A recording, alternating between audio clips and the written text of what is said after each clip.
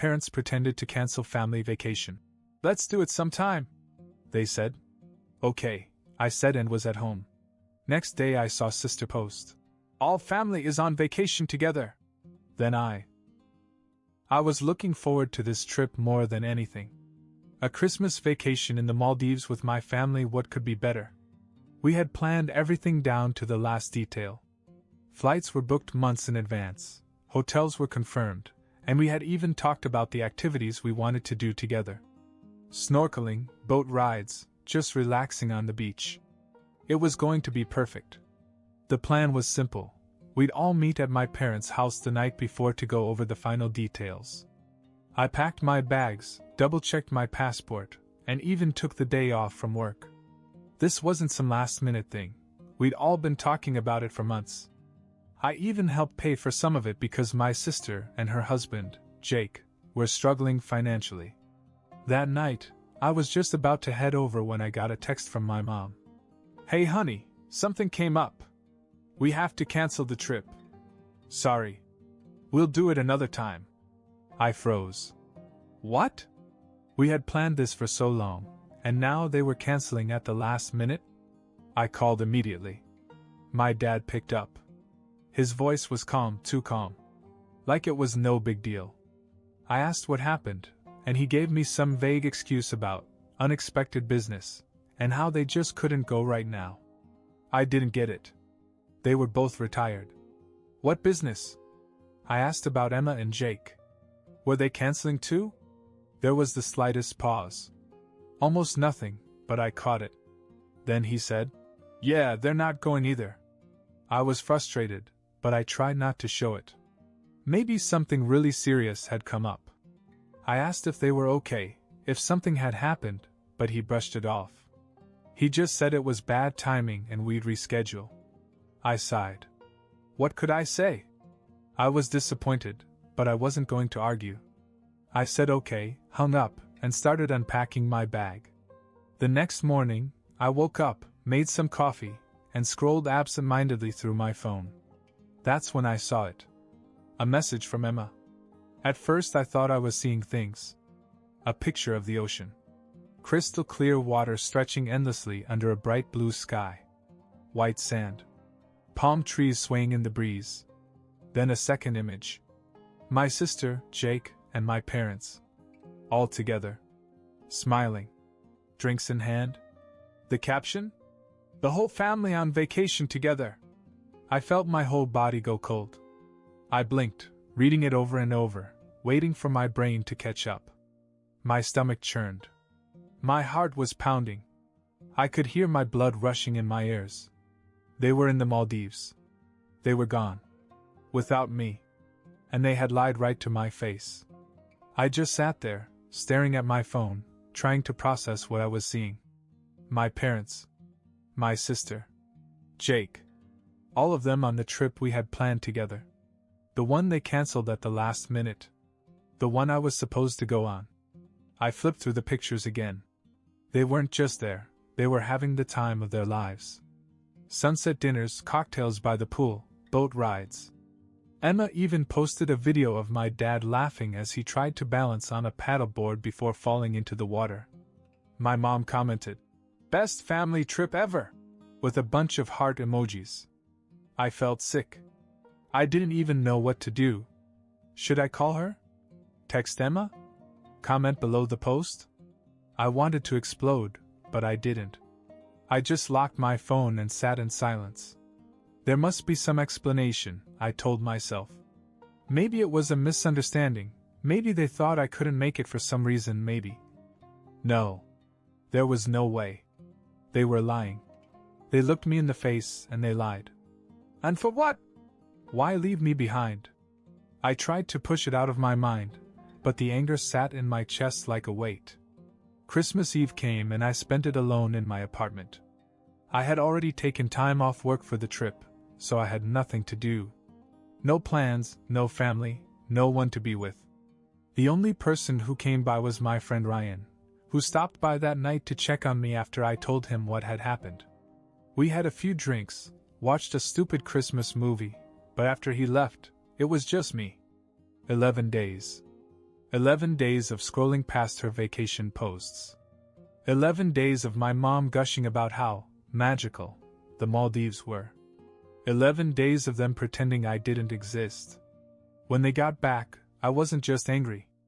I was done. I texted Emma. Told her to meet me at Mom and Dad's house that night. No explanations. She just replied, "Okay."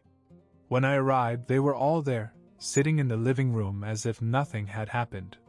My mother smiled when she saw me. My dad nodded. Emma looked up from her cell phone. Jake barely looked at me. It was like I was the one who had been gone for 11 days. I sat down, looked at them, took a breath.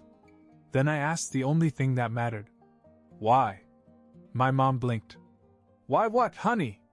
I almost laughed. Almost. Why did you lie to me? Why did you tell me the trip was cancelled and then go without me? The room went silent. I watched their expressions change. My mom's smile faltered. My dad exhaled through his nose as if trying to decide what to say. Emma bit her lip. Then, finally, my dad spoke. Well, we just thought you'd be busy, you know. Work and all. I stared at him. I had taken time off. I had packed my bags. I was literally ready to leave when they texted me. My mom chimed in. And we didn't want you to feel pressured to pay for Emma and Jake again. You helped them a lot and we didn't want to burden you. My head snapped to my sister. She didn't even look at me. They thought I was busy? They didn't want me to feel burdened? So instead of asking me, you just shut me out? Lied to me? Left me alone for Christmas? Now Emma spoke.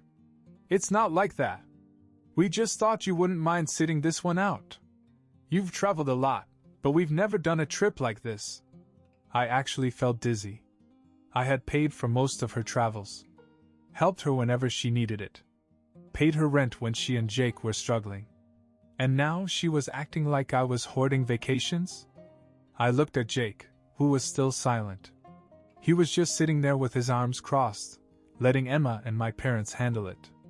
I decided I was done making excuses. I leaned back, crossed my arms, and let them drop. Well, if you can afford a vacation for 4, I guess you don't need my help anymore. I'm done paying for Emma and Jake. They're on their own now. That got her attention. My mom gasped. My dad's eyes widened.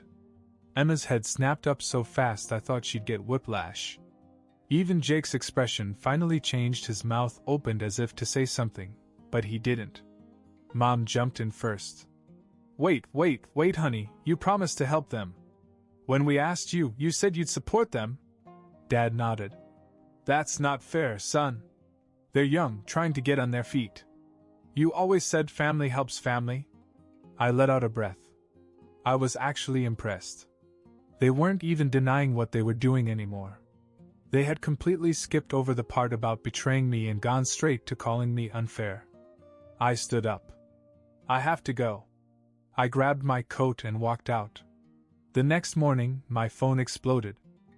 When I say my phone exploded, I mean it was like a digital war zone. Calls, texts, voicemails, even emails. Emma was the first to blow up my phone. You're seriously cutting us off over a vacation? You're being dramatic. We didn't do anything that bad. Mom and Dad are freaking out, thank you very much. Then Jake. Man, let's talk. No need to make a big deal out of this. Then my mom. Honey, please don't be rash. We love you. Let's talk as a family. And finally my dad, who made it short. Call me. Now. I ignored every one of them. Then something even crazier happened. Around noon, I got a message from my bank. A large transaction had been attempted from my account. At first I thought it was fraud. I called my bank, ready to dispute the charge, but when I asked for details, my stomach sank. It wasn't fraud. It was my sister. She had been trying to transfer money from my account to hers. I could feel my pulse in my ears. How the hell did she even have access? Then I remembered. A few months earlier, she had been in financial trouble and had asked me to help her with the rent. Since she was so bad with money, I had set up an account for her bills and given her limited access. It was supposed to be temporary.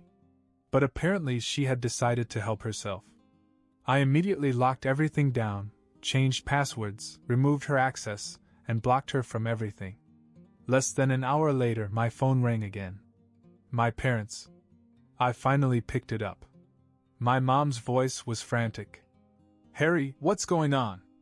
Emma just called us sobbing, saying you froze her accounts, and she can't pay the rent." I laughed.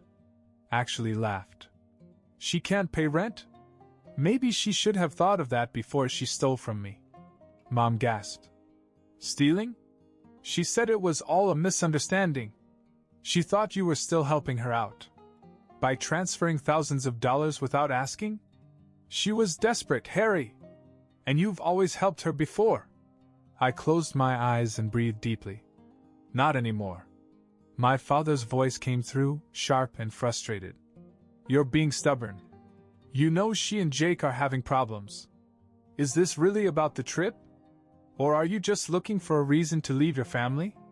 I almost crushed my phone in my hand. I spoke slowly, making sure they heard every word. You abandoned me. You left me alone at Christmas. You lied to me. Then Emma tried to steal from me. And I'm the one who leaves you. Silence. Then my father exhaled. You're punishing all of us for one mistake. One mistake? I let out a bitter laugh. You know what? You're right. It was a mistake, my mistake. I spent years being the good son. Paying for everything, being responsible, helping everyone. And where did it get me? Alone at Christmas while my family celebrated without me. So yeah, I'm fixing my mistake. I'm done. I hung up before they could respond. But the mess was far from over. I thought that was the end of it. I had made my point. I was done being the family purse, done with their excuses, done with it all. But my family? They weren't done with me. The next morning, I woke up to a text message from an unknown number. You're disgusting. After all they've done for you, this is how you repay them? I frowned. Who was this? Before I could even think about replying, another one came in. Ungrateful little prick. Your sister needed help and you turned your back on her. I hope you rot alone. By this time I was fully awake, my heart pounding. I had no idea who it was, but I had a hunch. Jake. I pulled up Emma's social media. Sure enough, there it was. A long, dramatic post about how her cold-hearted brother abandoned his family right after Christmas, and how she and Jake were about to lose everything, because I had selfishly taken away the financial support they depended on. The comments were filled with sympathy. Friends, extended family, even some people I barely knew chimed in with messages like, "Wow, I didn't know your brother was like that, and family should always come first." And then I saw it. One of my aunts had replied, asking why I would do something so harsh. Emma's answer? He just got jealous that we went on vacation without him and decided to punish us. I actually had to put my phone down. I was furious. I had helped them for years. Paid their rent when they struggled. Covered their bills when they couldn't. Helped Emma fix her car. Paid off one of Jake's loans. And now she was making me look like the bad guy. I wasn't going to let this go. I opened the comments and typed, "Let's be clear, Emma and Jake stole from me. She tried to take thousands out of my account without my permission. After lying to me and leaving me alone on Christmas. I have the bank records to prove it. You want to talk about family when you steal from your own brother? Go ahead and tell everyone the truth, Emma." I then posted screenshots of the failed wire transfer. Within minutes, the post exploded. Some people immediately switched sides and called Emma out. Others were in shock. A few people still tried to defend her, saying, "The family should work things out privately." But by then the damage was done. Then a message from Emma herself appeared in my inbox. "WTF is wrong with you? Delete this now." I didn't. Instead, I texted her directly. "Don't ever contact me again." Then I blocked her. An hour later, my mother called. I answered, already knowing what was coming. Her voice was shaking. Harry, you humiliated your sister. Why would you do this to her? I let out a short laugh. You mean why would I tell her the truth? The truth that she had no problem lying about? She was desperate. She didn't know what to do. She knew exactly what to do. And so did you when you let me pay for her and Jake for years while she never even tried to stand on her own. Mom sniffled. You're tearing this family apart. I clenched my jaw. No, Mom. You did it when you left me behind. I put the phone down before she could say another word. Then I blocked her too. I thought blocking them would bring me some peace, but I underestimated just how desperate my family could get when money was on the line. The next morning, I woke up to a knock on my door. I wasn't expecting anyone, and after the past few days, I already had a bad feeling. I checked the peephole. It was my dad. I sighed, debating whether to just ignore it. But he knocked again, louder this time. Harry, open up. We need to talk. I hesitated for a second, then opened the door. He walked in like he owned the place, not even waiting for an invitation. I closed the door behind him. What do you want? He turned to face me, arms crossed. This has gone far enough. You're making things harder than they need to be. I almost laughed. I'm making things harder? Dad, Emma literally tried to steal from me. She made a mistake. A mistake? Or did she assume I'd never notice? He waved a hand, brushing it off. Look, she's panicking. You humiliated her. You should have kept this private. You mean I should have let her lie about me while everyone called me the bad guy? He exhaled sharply, clearly frustrated. This isn't about that anymore. Your mother hasn't stopped crying since you blocked her. Your sister and Jake are in serious trouble. They might lose their apartment. I folded my arms. Not my problem. It is your problem. He shot back. You said you'd help them? You promised. I stared at him. And you said we were all going on a family vacation. Guess we're both liars. His jaw tightened. That's different. Is it? I asked. Because from where I'm standing, you all made it very clear I don't matter to this family unless I'm paying for something. He scoffed. That's not true. Isn't it? I gestured around my apartment. You left me alone on Christmas. You didn't even feel bad about it. You didn't even check on me. But the second Emma's in trouble, you're at my door demanding I fix it. Where was this energy when I was the one you screwed over? He didn't answer right away. For a moment, he just looked at me, his face unreadable. Then, finally, he sighed. You're right. I blinked. I hadn't expected that.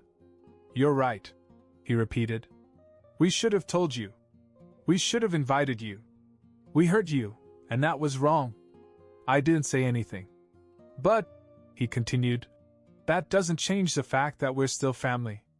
And family helps each other, no matter what. I clenched my jaw.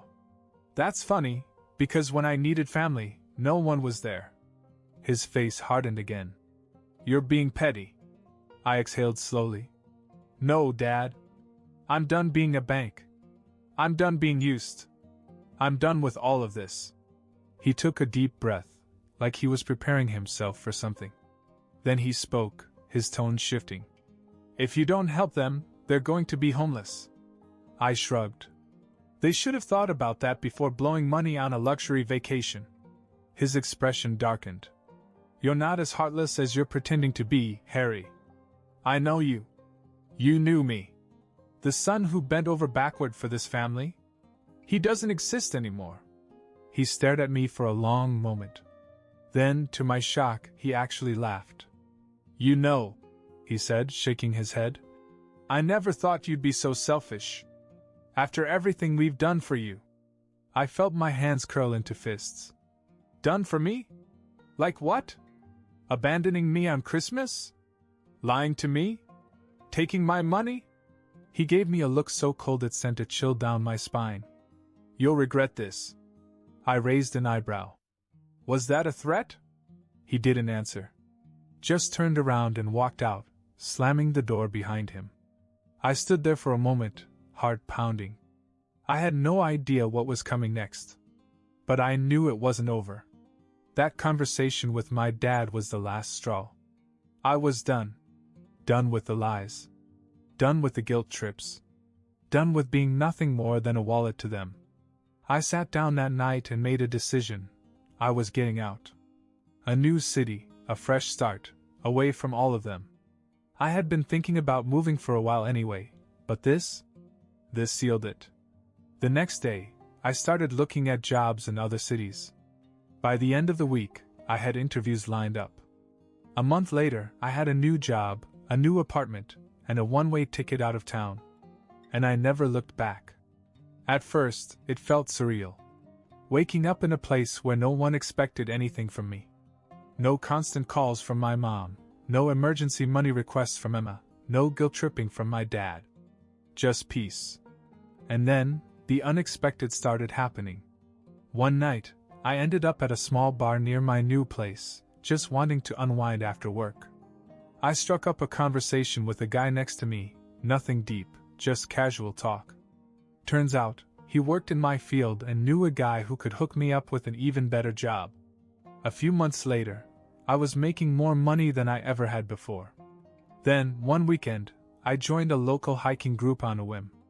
Met some incredible people, made real friends, people who liked me for me, not for what I could do for them. And the biggest surprise? Love. I met someone. Completely by accident. I had dropped my coffee outside a bookstore, and she had laughed, handing me some napkins. One conversation led to another, then a date, then another. She was different from anyone I had ever known, kind, independent, and completely uninterested in anything I had materially. She liked me. For the first time in my life, I felt free. Meanwhile, my family?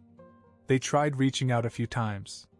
My mom left voicemails, Emma sent an apology text, which I ignored, and even my dad softened after a while. But by then, I had moved on. I wasn't angry anymore. I just didn't care. Sometimes, people say blood is thicker than water. But I learned something else: peace is priceless. And I was never giving mine up again.